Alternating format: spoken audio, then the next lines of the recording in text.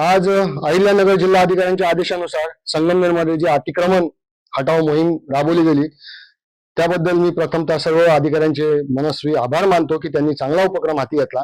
परंतु या मोहिमेदरम्यान अतिशय पक्षपातीपणा आणि चुकीच्या पद्धतीने अतिक्रमण काढण्यात येत आहे हे असं निदर्शनास येतं। अतिक्रमण हे रस्त्यावर चालणाऱ्या वाहनांना पादचाऱ्यांना अडचण होणं आणि यासाठी ते अतिक्रमण हटाव मोहीम असते। आज अतिक्रमण हटाव मोहिमेअंतर्गत अशा पद्धतीने अतिक्रमण हटवलं गेलं की जे आकाशात माणसं चालतात, इमारतीवरचे बोर्ड फ्लेक्स हे काढून खोटा दिखावा आणि फाल्स केलेला आहे।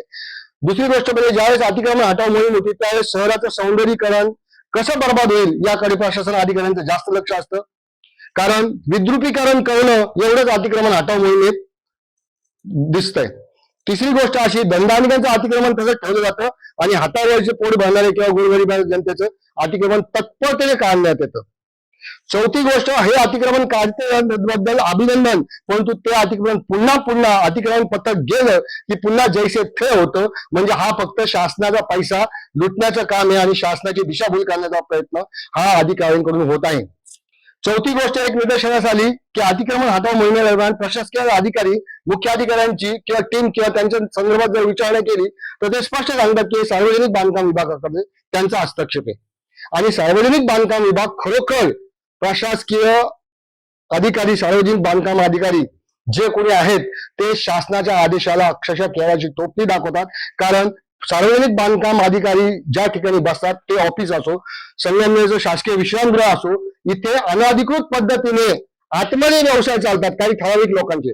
मग यांचे काय लागे बांधे आहेत हे तपासणं गरजेचं आहे। माझी जिल्हाधिकाऱ्यांना एकच विनंती आणि प्रशासकीय अधिकाऱ्यांना वरिष्ठ एक विनंती आहे की या अतिक्रमण मोहिमेदरम्यान जे प्रशासकीय अधिकारी शासनाचा आदेश धुडकावून मिलीभगत करून पुन्हा अतिक्रमण जैसे ते करण्यास प्रयत्न करतात किंवा आश्रय देतात, पहिले त्या अधिकाऱ्यांवर कारवाई व्हावी। कारण सर्वसामान्य जनतेला आता या अतिक्रमण कारवाई विरोधात असंतोष निर्माण झालेला आहे आणि कुठल्याही गोष्टीचं एक संयमित लिमिटेशन असतं। ज्या दिवशी सर्वसामान्य जनतेच्या भावनांचा उद्रेक होईल त्यावेळेस प्रशासकीय अधिकाऱ्यांना दालनात त्यांना कोंडून ठेवू इथपर्यंत लोकांच्या प्रतिक्रिया कडक आहेत।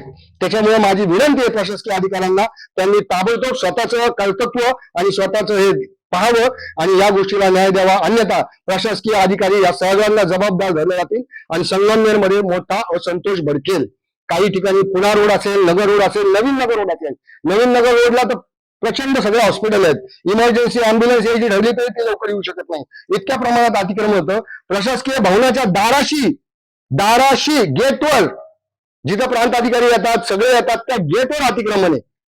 हे जर जिल्हाधिकाऱ्यांना निदर्शनाचं आणून द्यावं आणि जिल्हाधिकाऱ्यांनी याची देखील दखल घ्यावी, अन्यथा आज मी शिवसेना उद्धव बाळासाहेब ठाकरे शिवसेनेचा शहर प्रमुख म्हणून आज संगमनेर आणि तालुक्यातील किंवा जिल्हाधिकाऱ्यांना एक विशेष बाब म्हणून सांगू इच्छितो की जर अशाच प्रकारचा तुमचा खोटा दिखावा आणि खोटा पाठ चालू ठेवाल तर पुढील कालखंडामध्ये आम्हाला शिवसेनेला एका वेगळ्या पद्धतीचं आंदोलन उभा करावं लागेल आणि सर्वसामान्य जनता याच्यात सामील होईल। मी सर्वसामान्य जनतेस आणि लोकांना आव्हान करतो की या गोष्टीकडे तुम्ही डोळे झाक न करता या गोष्टी देखील तुम्ही गांभीर्याने घ्यावं, एक संघटित व्हावी ही विनंती।